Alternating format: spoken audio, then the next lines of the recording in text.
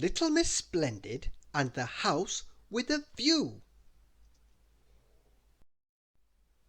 Little Miss Splendid looked out of a very splendid window, set in her most splendid house, at her very splendid garden, and smiled.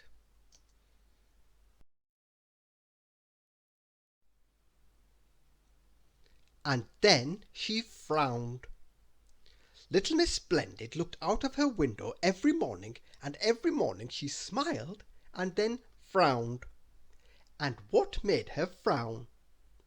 I'll tell you.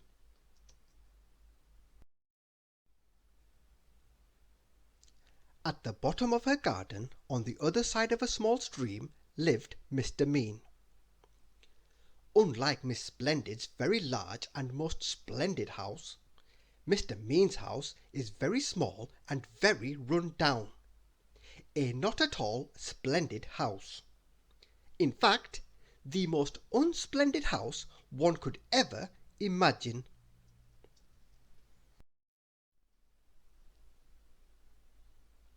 Mr. Mean was the sort of person who did not like spending money, especially on his house.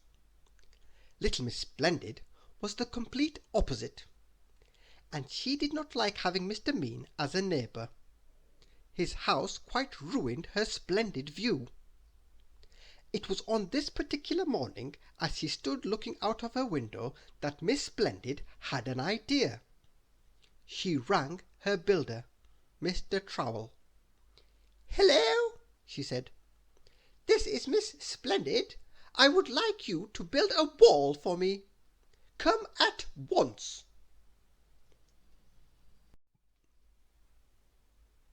Mr. Trowel was over within an hour, and within a day he had built a wall at the bottom of little Miss Splendid's garden. A high wall. A wall that hid Mr. Mean's house.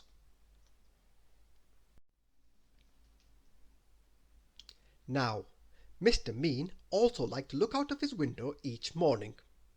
He had a splendid view of Miss Splendid's extraordinarily splendid house. And what made the view all the more splendid for Mr. Mean was the fact that it hadn't cost him a penny.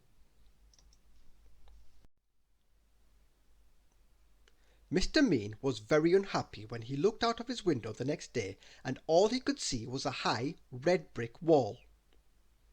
But as he stood there looking out of his window, Mr. Mean had an idea.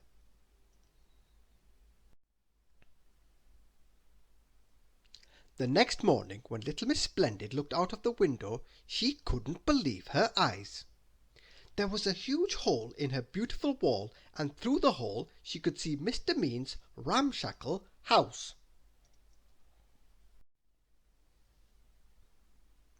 Miss Splendid was furious. She rang Mr. Trowel immediately, and by lunchtime Mr. Trowel had rebuilt the wall.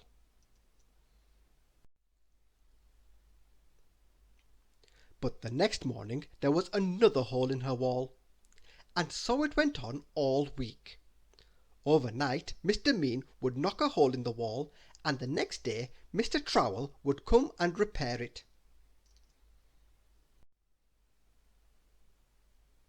And then one morning the whole wall had disappeared.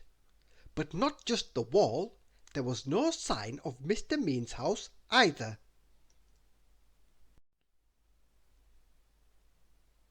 "That's strange," said Miss Splendid to herself. She put on her best hat and went to investigate. When she got down to where Mr. Mean's house had been, she heard the sound of building coming from the other side of the hill. She climbed to the top of the hill. And for the second time she couldn't believe her eyes. There was Mr. Busy putting the finishing touches to a house that looked like hers, but was even more splendid.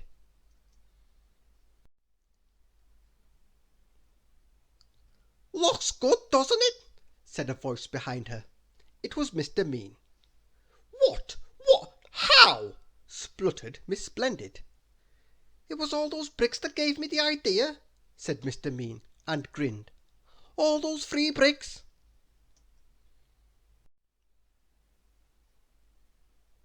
Little Miss Splendid didn't know what to say, so she didn't say anything, and she went home to her splendid house.